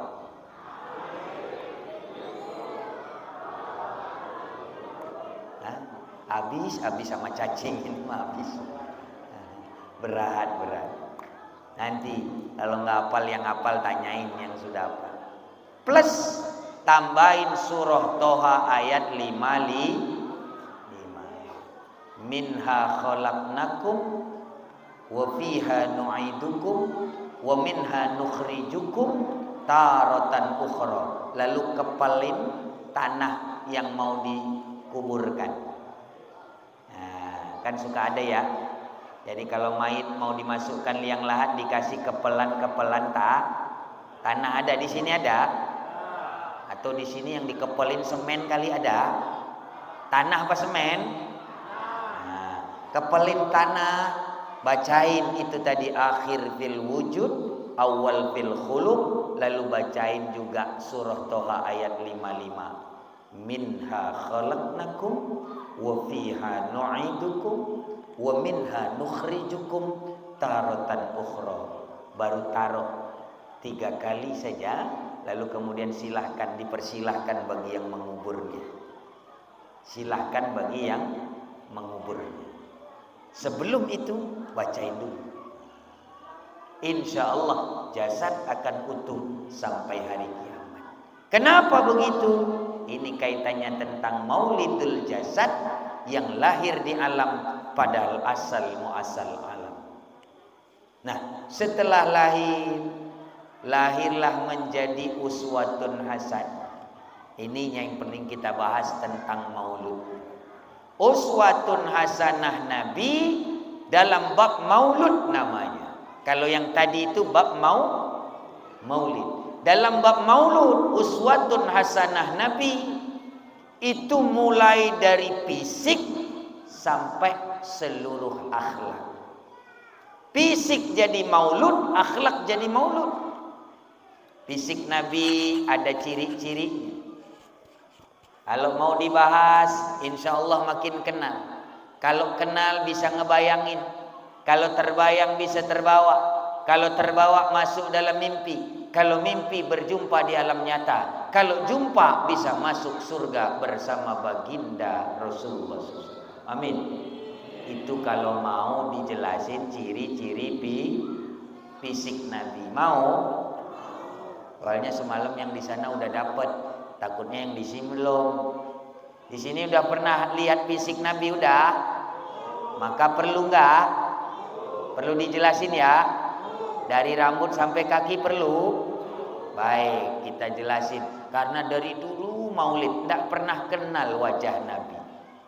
Yang dibahas selalu lahir 12 Rabiul Awal tahun. Itu nggak usah Maulid di sini. Kelas TK juga tahu. Maka sekarang yuk naikin. Kapan kita mau kenal Nabi? Mau membayangkan Nabi? Kalau wajah Nabi tidak terbayang. Kalau wajah Nabi nggak pernah tahu ciri-cirinya. Sehingga ada orang ngaku mimpi sama Nabi tapi fitnah. Masa mimpi sama Nabi, rambut Nabi dibilang lurus misalnya. Masa mimpi sama Rasul, masa dibilang Nabi rambutnya keriting misalnya. Nah ini. Perlu enggak? Perlu ya. Yang udah tahu alhamdulillah, yang belum dapat kita bahas. Baik, rambut Nabi Muhammad SAW, perhatiin. Rambut beliau sepanjang bahu. Dalam kitab Nurul Mubin ala Sayyidil Mursalin. Rambut Nabi sepanjang bahu, tapi rapi. Tidak boleh menutupi telinga. Bagi rambut yang menutupi telinga itu makruh. Tidak mendapat sunnah Rasul. Jadi rambut kalau nutup telinga itu makruh. Sepanjang bahu. Itu rambut Nabi. Bagaimana bentuknya? Rambut Nabi tidak lurus dan tidak kering. Jadi apa namanya? Ikal. Ada yang rambutnya ikal? Ada? Ada? Alhamdulillah mirip nah. Gak usah di rebonding ya. Gak usah dilurusin ya. Ini kasihan orang yang di rebonding. Ngeri-ngeri sedap ngelihatnya. Saya pernah lihat orang rebonding atau catok. Dia ambil alatnya, dicolok ke listrik, dicepit itu rambut yang keriting tadi sampai keluar asap. Ngeri banget. Nggak usah ya. Yang ikal alhamdulillah mirip nah, tapi ikal bukan kering. Yang keriting nggak dapet, mohon maaf. Tahu bedanya ikal sama keriting? Tahu? Tahu? Kalau keriting itu rada bergelombang banget, kalau lurus itu tanpa gelombang. Nah, itu ikal. Dibilang keriting bukan, dibilang lurus itu ikal. Itu rambut Rasulullah SAW. Ada yang mirip ada? Nggak ada. Alhamdulillah. Nah, insya Allah yang rambutnya ikal malam hari ini mimpi sama Rasulullah. Amin. Lanjut dari rambut apa? Jidat. Jidat Nabi bagaimana? Lebar. Jidat Nabi agak lebar. Apa bahasa di sini apa? Sulah. Gak ada bahasa lain. Sulah. Sulah kola. Itu jidat Nabi. Lalu kemudian jidat Nabi itu agak lebar. Alias sulah sebagian mengatakan. Maka ya talak. Oh, talak. Jidat Nabi talak. Agak atau sulah. Jadi jidat Nabi agak lebar. Jadi siapa yang mirip sama Nabi jidatnya ada yang mirip ada? Alhamdulillah. Nggak usah malu, buka aja topiknya biar mirip sama Kalau ada yang nyaci ibu bapak, bilang ini mirip sama Nabi. Jadi kalau jidat lebar mirip sama kalau mau jidatnya lebar kikis kerok, biar mirip sama Kalau udah mirip alhamdulillah, nggak usah malu. Dari jidat kemudian alis. Alis Nabi bagai semut yang berbaris. Dalam kitab Nurul Mubin ala Sayyidil Mursal. Tapi barisnya ada garis pembelah di tengah. Garis apa itu? Urat. Nah, jadi alis Nabi itu ada pembelahnya di tengah. Urat. Urat apa? Urat kepala. Membelah di tengah. Itu alis Nabi. Kalau mimpi sama Nabi, kalau bukan dengan ciri-ciri ini, berarti itu bukan Nabi. Lanjut dari alis, mata, bulu mata Nabi lentik. Ada yang mirip ada, bagai bayi. Bukan lentik yang dibuat-buat. Pakai apa namanya itu, ibu-ibu tahu pasti. Pakai apa tuh? Dilentik-lentikin itu bulu mata. Di sini nggak ada yang punya makeup gitu dia. Sedih amat ya. Ada? Aduh, apa namanya? Yang bikin lentik bulu mata itu apa namanya? Maskara. Maskara. Oh, iya. Itu tidak masuk. Ini Nabi natural, alami, bulu mata Nabi. Baik dari bulu mata ke mata Nabi lebar. Alhamdulillah, yang lebar dapat, yang sipit mohon maaf, nggak dapat. Nggak usah melotot ya, nggak dapat. Sipit mau diapain juga nggak dapat. Kalau mau diganjal pakai anak korek juga nggak dapat. Karena mata Nabi agak lebar. Lebarnya menenangkan dan menyenangkan. Tidak seperti kita. Dari mata lalu kemudian hidung. Bayangkan hidung Nabi. Biar terbayang. Hidung Nabi mancung. Mancungnya ada bengkok di tengah. Dan mancung ujung tidak bagaikan paruh bangau. Tidak tajam bagi orang barat dan Yahudi. Tidak seperti itu. Mancung tapi ada bengkok di tengah. Sedikit bengkok di tengah. Itu dalam kitab Nurul Mubin ala Sayyidil Mursal. Kemudian bibir, kumis. Kumis Nabi agak tipis. Mohon maaf bapak-bapak yang kumis tebal gak dapet ya. Jangan tersinggung ya. Kalau mau dapet cukur malam ini ya. Ambil silet ya. Kumis Nabi pendek. Gak tersinggung kan ya? Enggak ya. Bapak-bapak tersinggung? Alhamdulillah. Ngejelasin Nabi kalau mau ikut Nabi kumisnya jadi kalau tebel nggak dapet. Dari kumis ke bibir Nabi sedang, nggak tebel nggak tipis. Sebab ada keterangan bibir tipis plus tai lalat satu itu cerewet. Ada yang mirip ada? Ibu-ibu ada yang mirip ada? Nggak ada yang ngaku. Karena semuanya sama. Dari bibir ada gigi. Gigi Nabi jarak-jarak tidak rapat. Ada yang mirip? Ada giginya yang jarak-jarak ada? Semua pada nutup mulut, takut ketahuan. Jarak-jarak mirip Nabi, alhamdulillah. Tidak usah malu. Jarak-jarak mirip Nabi. Ada jarak-jarak. cuman jaraknya nggak terlalu lebar. Jangan di sini satu, di sini satu, itu bukan jarang-jarang tapi ompong. Jarak-jarak. Itu gigi Nabi. Dari gigi kemudian dagu Nabi panjang sepanjang dada. Jangan terlalu panjang, jangan terlalu pendek. Kemudian dagu Nabi tadi itu dengan jenggot agak bidang dan apa namanya? Tidak tembem tapi tidak tampak tulang dagu. Hah? Gemuk.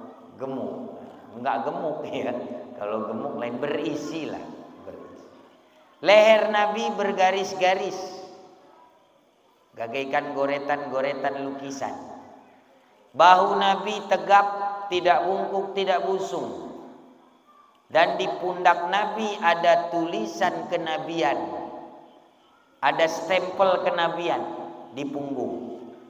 Ada stempel kenabian sebesar buah apel, yang itu disebut khatamun nabiyyin. Berwarna hijau kehitam-hitaman sebesar buah apel. Itu di punggung Nabi, di punggung Rasulullah SAW. 124.000 Nabi sama stempelnya itu. 315 Rasul stempelnya itu. Tidak beda.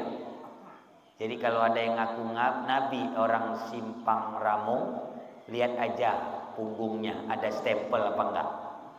Bukan stempel pemilu ya, tapi stempel ke Nabi. Dan besarnya sebesar apel. Warnanya yang penting, nanti dibuat beneran ada. Warnanya hijau ke hitam. Tapi kalau putih semua itu bukan Nabi tapi Panut. Sadar. Udah sadar ya. Ada. Baik, kemudian dada Nabi tegap bidang.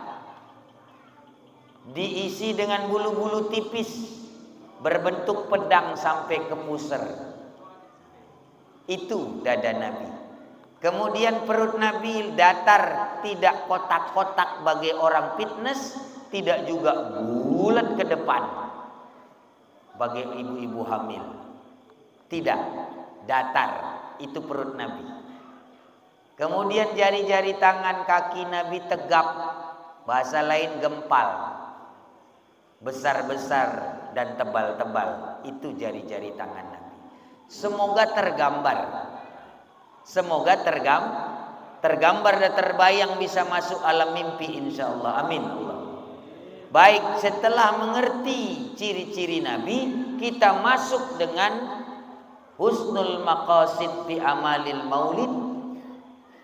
3 minimal kata Imam Suyuti dalam kitab Husnul Maqasid fi amalil maulid. Pertama, hikmah maulid adalah bagaimana ma'rifatur rasul. Mengenali Rasul. Mengenali Rasul sebelum ma'rifatnya, mengenali Rasul sesudah ma'rifatnya, mengenali Rasul dalam syariatnya. Itu tujuan maulid yang pertama, kata Imam Suyuti dalam kitab Husnul Maqasid fi amalil maulid. Apa maksudnya mengenali Rasul dari asal usul? Ma'rifatur Rasul dari asal usulnya. Kemudian ma'rifatur Rasul dalam kelahirannya. Ma'rifatur Rasul dalam akhlaknya. Ini ma'rifatur Rasul, mengenali Rasul. Bagaimana mengenali Rasul? Fisik sudah. Sekarang kita kenali akhlak Rasul. Akhlak Rasul yang pertama adalah Al-Amin. Dijuluki sebagai orang yang jujur, terpercaya. Ini akhlak Rasul. Kenali itu. Yang kedua, akhlak Nabi amanah. Amanah itu adalah menyampaikan sesuatu kepada yang berhak. Itu amanah. Kemudian akhlak beliau lagi tabligh. Tabligh itu jangan ngomong sebelum paham. Itu tabligh. Tidak boleh ngomong sebelum paham. Ada pepatah orang tua dulu, nah, kalau mulutmu mengeluarkan sesuatu, itu bukan lagi milikmu. Kalau mulutmu sudah ngomong sesuatu, itu bukan lagi milikmu, itu milik orang banyak. Jadi jangan sampai keluar seenaknya. Kata ulama sufi, kenapa Allah ciptakan bibir plus gigi plus lidah, supaya tidak mudah keluar itu ucapan-ucapan yang tidak sesuai. Itu loh maksudnya. Oh, Allah pagerin dengan bibir. Ketika nutup bibir dengan bibir rapat, tidak ada celah, tidak ada ventilasi. Tujuan Allah agar tidak cepat keluar pembicaraan yang tidak sesuai dengan ridha Allah. Sudah ada bibir ditambah gigi, yang diganjal lagi dengan gigi, supaya tidak mudah keluar omongan yang nyelekitin hati, yang nyakitin hati. Tambah lidah agar sengaja tidak dibuat pakai tulang, agar mudah memilih huruf, kata, kalimat yang tersusun sebelum keluar. Itu tujuannya. Maka tabligh mudah dipahami, harusnya paham baru boleh ngomong. Berapa banyak orang berantem gara-gara dapat kabar burung. Padahal itu bukan kabar burung, kabar dari dia. Burung gak pernah ngabarin. Kapan burung ngabarin? Dari mana Bapak tahu itu kabar tadi? Ini dengar-dengar kabar burung. Kapan burung ngasih kabar? Pasti mulai ngarang itu. Ujung-ujungnya ghibah, ujung-ujungnya fitnah. Ujung-ujungnya adalah ngomongin orang, gosip dan lain sebagainya. Jadi tabligh adalah perkataan yang berkualitas setelah mendahului pemahaman.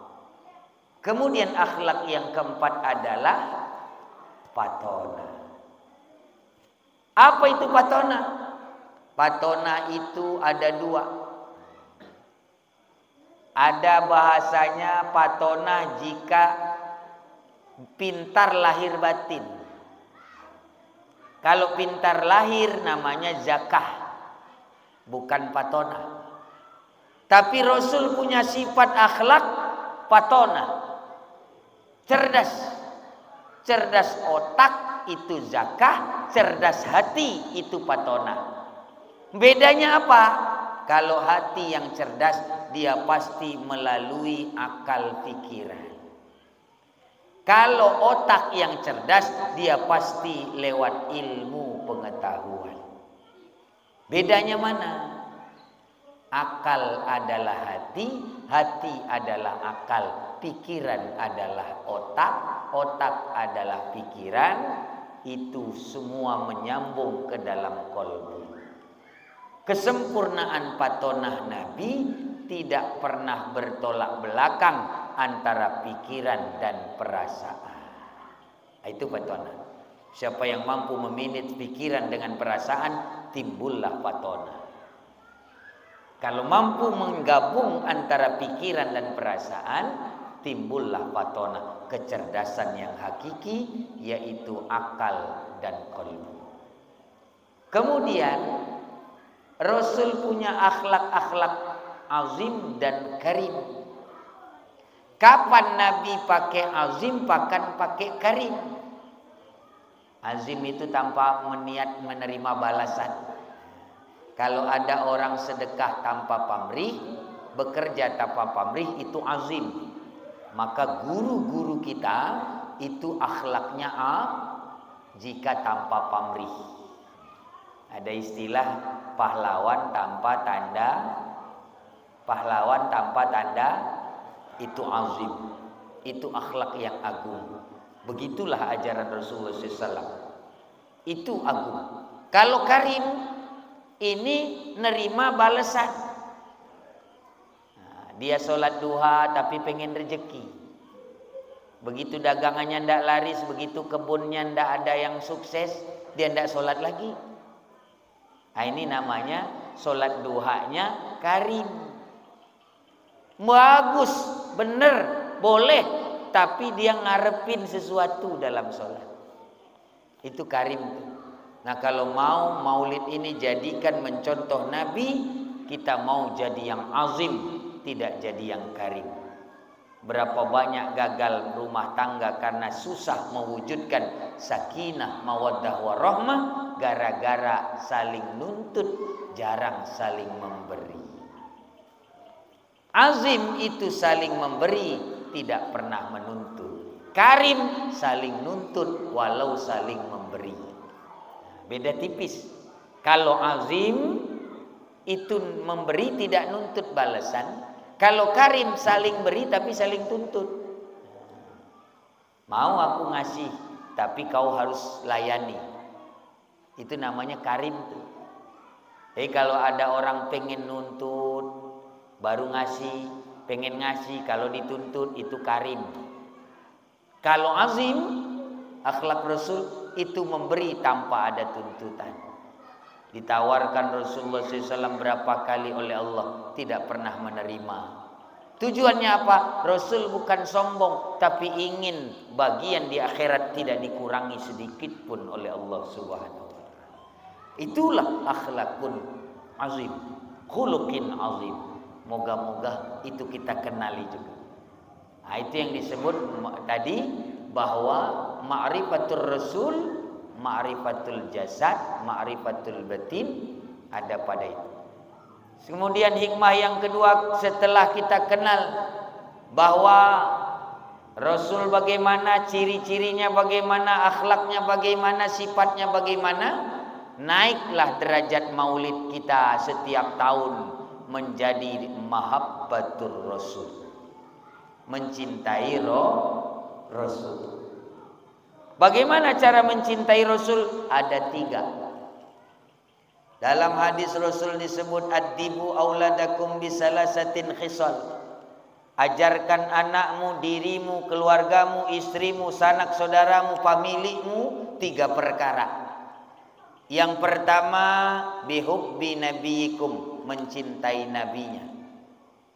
Yang kedua bihubbi ahli nabiyikum, mencintai keturunan nabinya, baik sanad maupun nasab. Yang ketiga bihubbi tilawatil Quran, dengan mencintai Al-Quran kau mencintai Nabi. Dengan mencintai keturunan Nabi kau mencintai Nabi. Dengan mencintai penerus Nabi kau mencintai Nabi.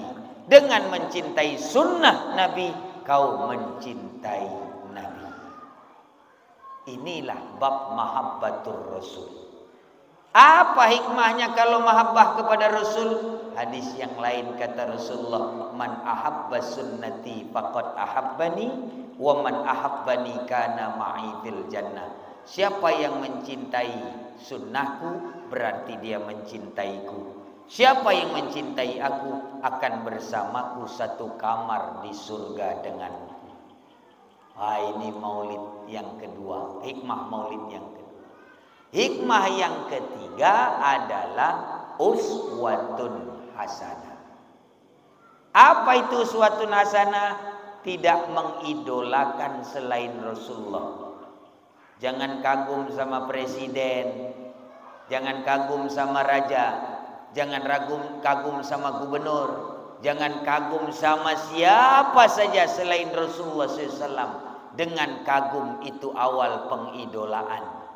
Kalau sudah mengidolakan selain Rasul, jelas tidak berhasil maulid-maulid yang diperingatinya. Jelas dia belum kenal-kenal sama Rasulnya. Jelas dia tidak cinta kepada Rasulnya.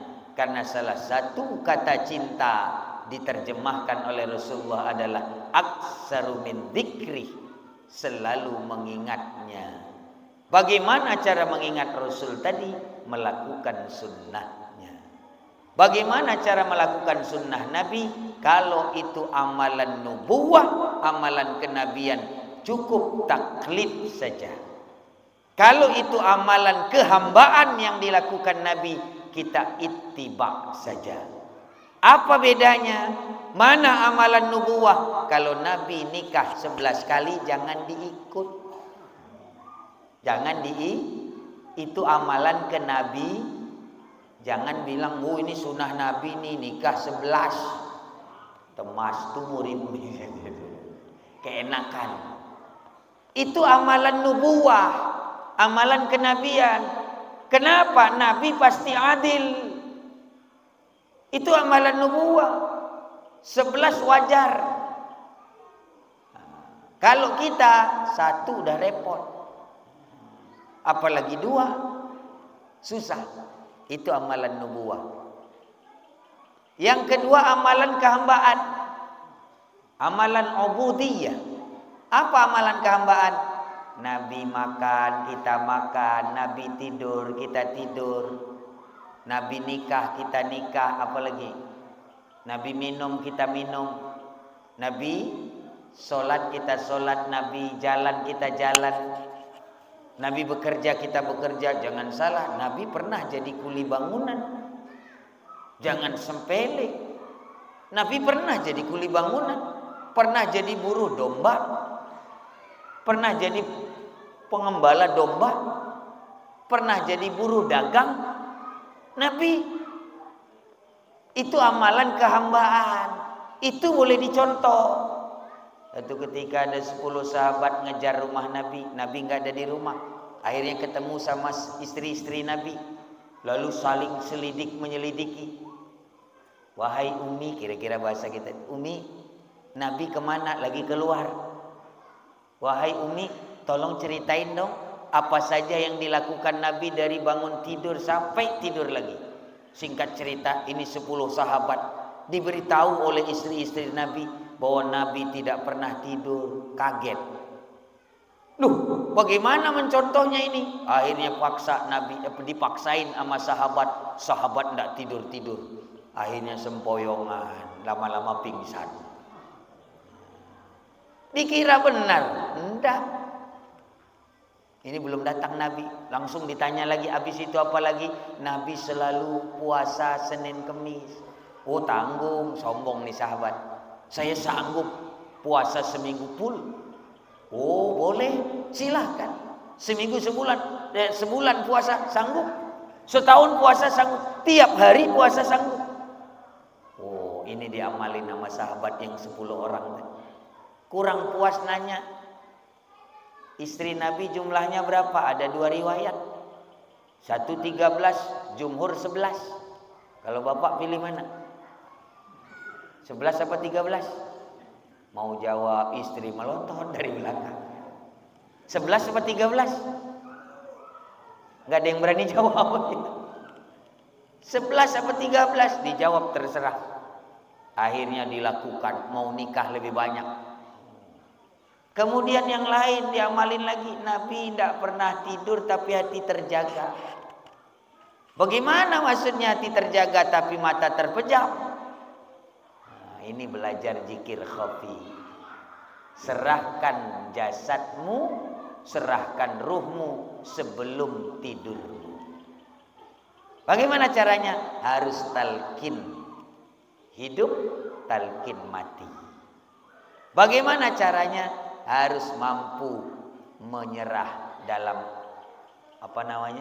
menyerah dalam menuju ruh yang akan diangkat ketika tidur. Ruh kita itu Bapak Ibu sedang tidur, ruh itu pergi. Beda sama nyawa. Yang berkesah-kesah itu, yang bernapas-napas itu nyawa. Ruhnya tidak di situ. Dalam sebuah hadis dikatakan oleh Rasul, barang siapa yang sebelum tidur berwudu, kemudian membaca doa, lalu memiringkan ke sebelah kanan, maka sepanjang tidurnya ruhnya sujud di hadapan Allah. Itu kalau mau.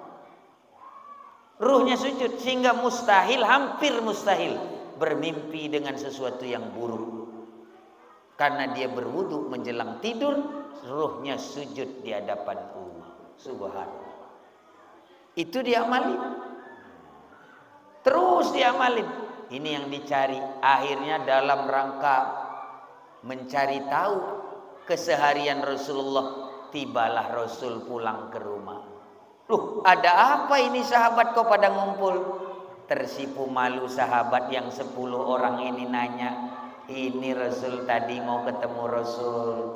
Kami mau tanya, mau ngikut seperti Nabi, mau ikut seperti Rasul. Kata Rasul, kalian gak akan bisa seperti aku. Apa maksud jawaban Rasul ini? Bahwa kalian tidak bisa seperti aku. Ini maksud Rasul amalan nubuwah. Kalau amalan kenabian jangan diikut. Itu maksud Rasul. Tapi kalau amalan kehambaan boleh ikut. Minum 1 teguk 1 bismillah. Bisa ya? Bisa. Minum sekali teguk 1 bis. Tiap teguk bismi. Bisa. Sekali teguk bismillah. Sekali teguk bismillah. Nah, itu bisa. Itu bisa diikut. Sekali suap dalam makan, sekali suap bismillah. Coba perhatiin ulama-ulama yang ngamalin itu. Ditaruh minum aqua di depan. Minumnya pasti 3 kali. Yang paham hadis itu. Tapi tetap 3 kali, kalau bismillahnya nggak ada ya percuma. Action doang. Ini supaya orang tahu saya tengku. 3 kali.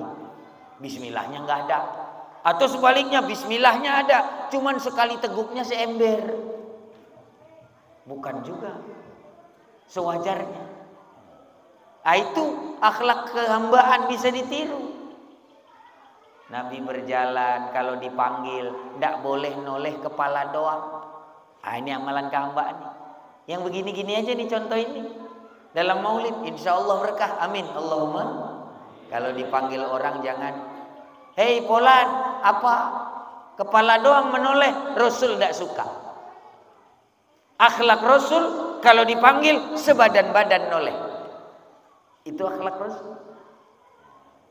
Jadi mulai besok kalau dipanggil kira-kira noleh sebadan apa? Sewajah. Ini kadang kita suka kebalik nih. Saya kasih tahu nih. Ada orang salah fikih solatnya. Fikih solatnya salah. Mana salah? Saya tidak tahu di sini, mudah-mudahan tidak ada yang benar, yang salah. Pada saat salam selesai tahiyatul akhir, tasyahud akhir, setelah fil alamina innaka hamidum majid, minimal segitu, ada yang ditambah dengan doa Dajjal, Masih Dajjal dan sebagainya. Berlindung dari Masih Dajjal. Pokoknya intinya selesai tasyahud ada Assalamualaikum warahmatullahi. Ini hukum fikihnya sejajar bahu. Ada orang salam kok sampai ke belakang. Assalamualaikum warahmatullahi. Itu kalau saya yang di belakangnya naon maneh. Ada apa? Salah. Itu salah tempat. Kalau tempatnya menoleh sebadan-badan ketika dipanggil orang, itu akhlak Rasul. Kemudian, maaf boleh diomongin boleh? Nggak tersinggung nggak? Ini masih lanjut nggak ini? Yuh, nggak ngantuk ini? Udah makan tadi udah? Alhamdulillah. Bagaimana yang sebenar-benarnya tadi? Bahwa Rasulullah SAW itu ada lagi akhlak Rasul ketika bicara. Ini penyakit kita, mohon maaf, yang di pegunungan, yang di pegu, tinggal di pegu, nggak tersinggung nggak ya? Nggak ya? Nyeritain Nabi supaya bisa boleh. Di pegunungan suka, namanya juga pegunungan. Lagi berkebun. Ada yang di atas, ada yang di bawah. Kalau manggil cara Nabi sulit kedengeran. Nabi sunnahnya tidak boleh manggil orang kecuali didengar sama orang. Tidak boleh manggil kecuali terdengar oleh orang. Apa bahasa gayunya saya tahu, bahasa yang lain tidak tahu. Nanti pete tahu. Jangan suara lantang memanggil. Kata Nabi, kalau kira-kira tidak kedengar sama telinga orang yang dipanggil, jangan dipanggil. Datengin, samperin. Ini kan sulit nih, gimana nyamperinnya Ustaz? Satu di gunung, satu di lembah. Kan nggak selesai pekerjaan. Yang begini boleh. Polan.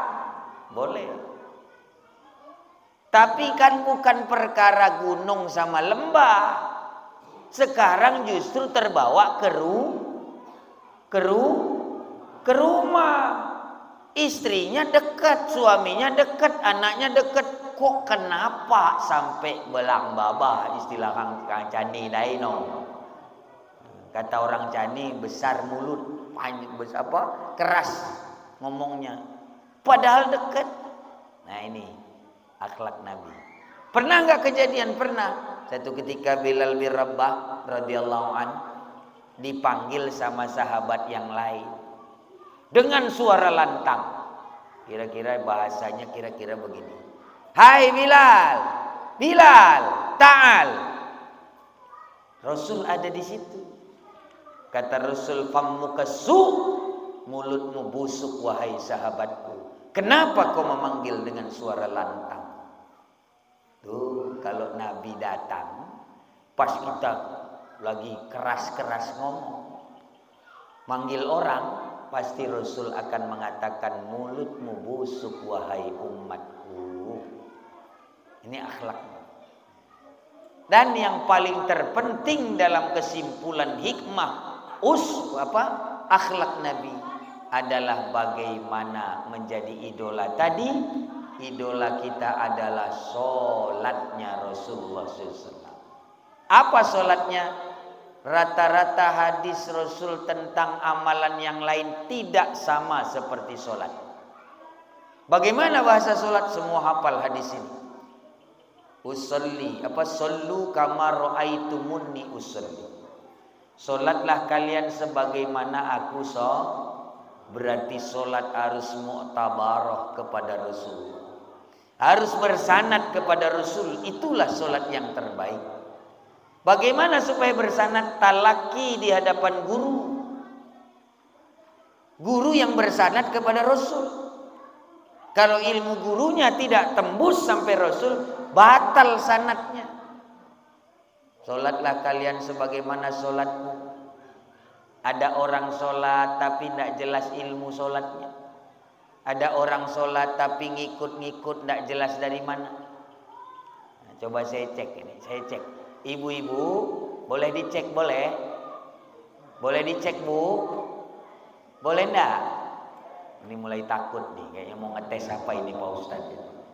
Ibu-ibu kira-kira kalau takbir dalam sholat, ibu-ibu, khusus ibu-ibu kira-kira diangkat setelinga, sebahu apa sedada?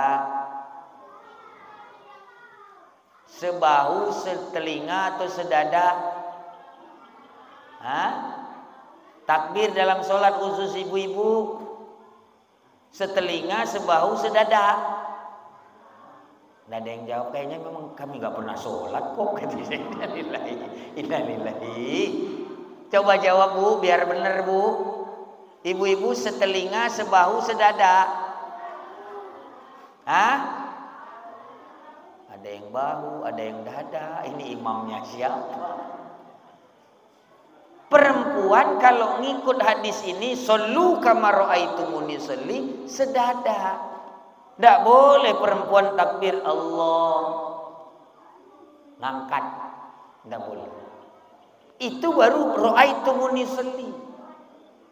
Itu begitu.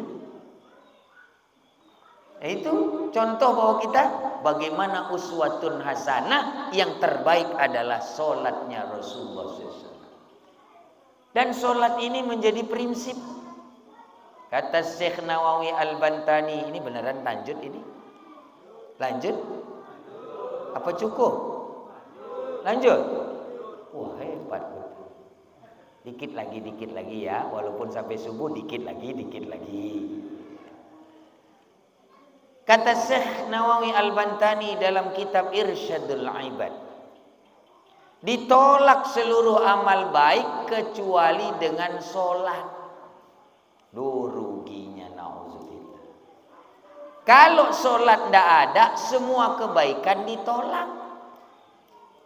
Rugi dong. Bahasa saya kalau mau jangan tanggung. Kalau berani ninggalin sholat jangan tanggung. Nggak usah jadi orang baik supaya nggak rugi. Ini dia nggak sholat tapi puasa. Puasanya ditolak Allah, bukan nggak sah, sah puasanya tapi ditolak. Oh, ini bahaya.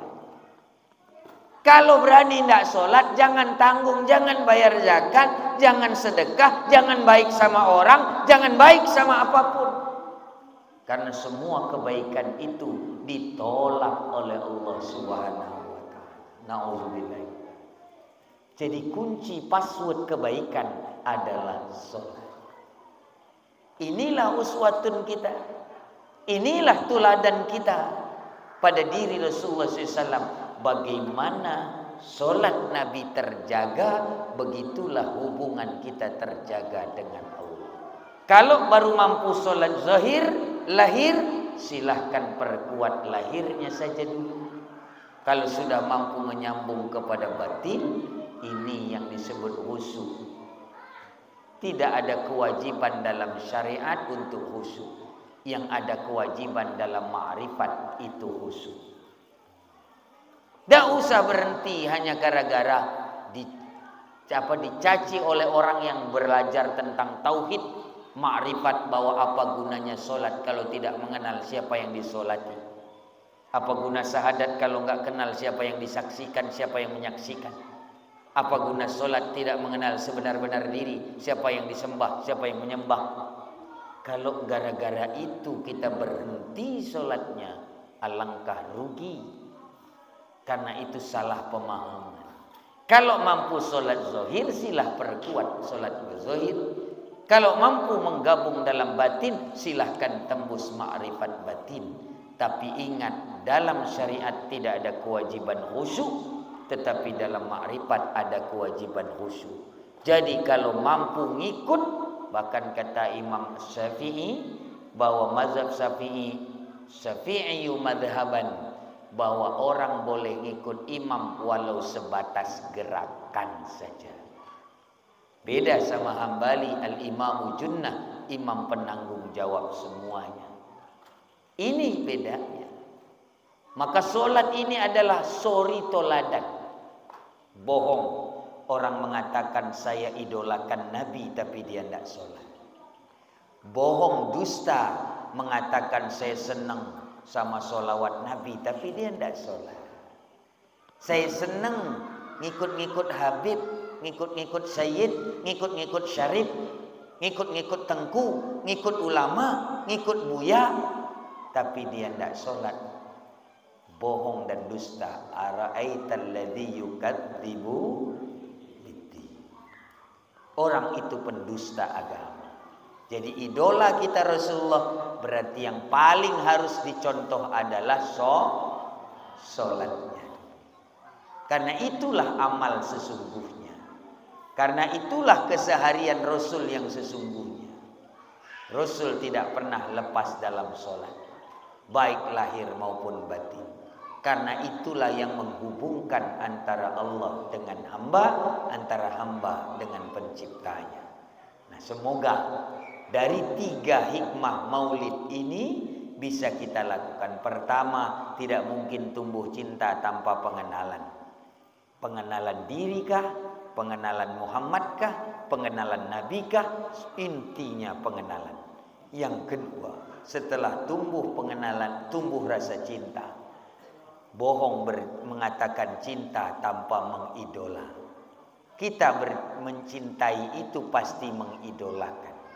Dan idola kita baginda Nabi Muhammad SAW, itulah kesempurnaan maulid dan maulud Nabi Muhammad SAW. Alhamdulillah, saya pikir sudah cukup karena sudah pada merah matanya.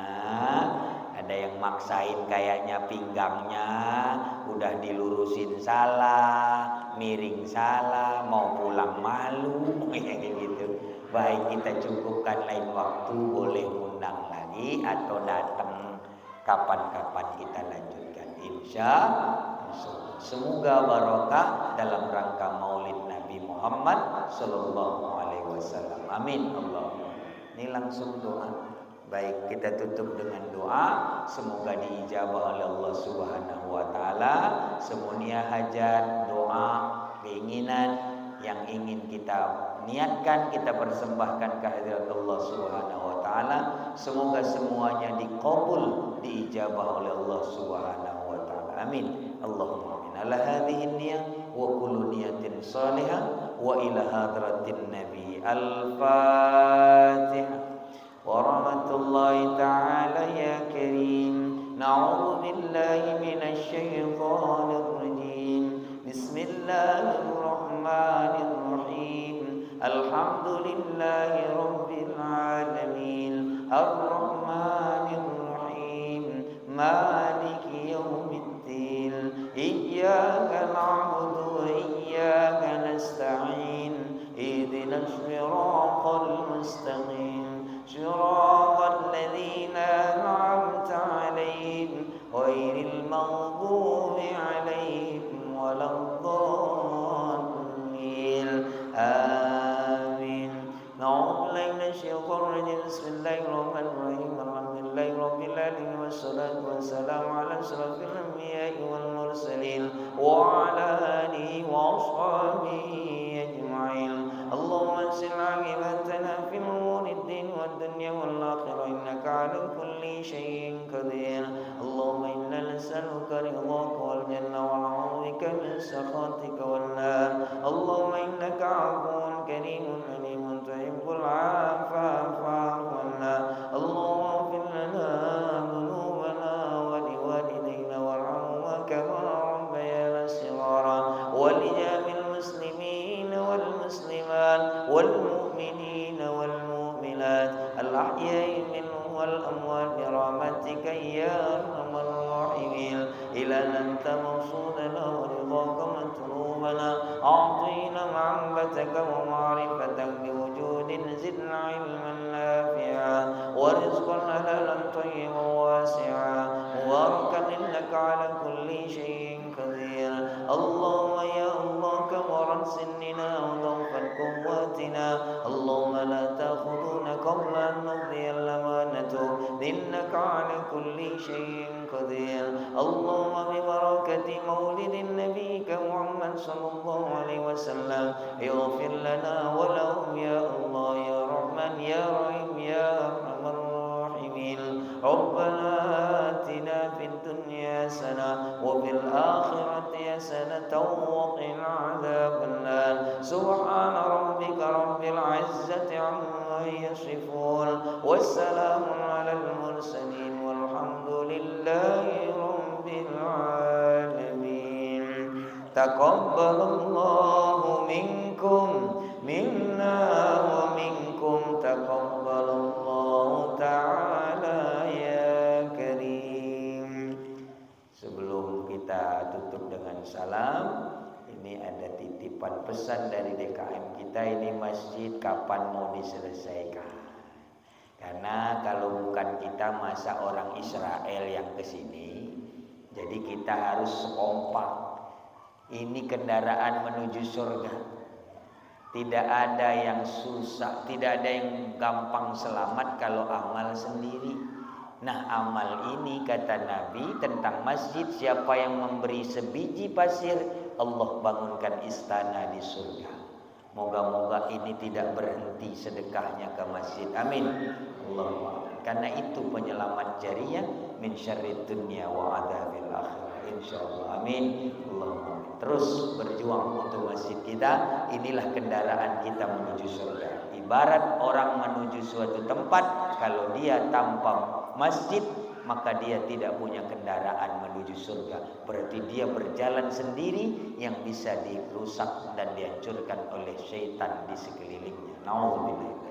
Mudah-mudahan secepatnya masjid ini kita bantu terus tanpa berhenti. Ya, jangan berhenti membantunya, baik dari materi, non materi dan sebagainya. Yang terutama setelah kelak jadi, ini yang paling berat selain membangun adalah memakmurkan masjid. Mudah-mudahan siapa yang memakmurkan masjid sama dengan derajat malaikat, insyaallah. Amin. Ini saja, mohon maaf atas segala kekurangan. Kalau ada yang berlebihan mohon dikurangi, kalau ada yang kekurangan mohon ditambahi. Semoga sempurna bagi diri kita sendiri. Amin. Allahumma hadanallahu wa iyyakum ajma'in. Wallahu muwaffiq ila aqwamit thariq. Wallahu musta'an ila sabili rahman. Wassalamualaikum warahmatullahi wabarakatuh.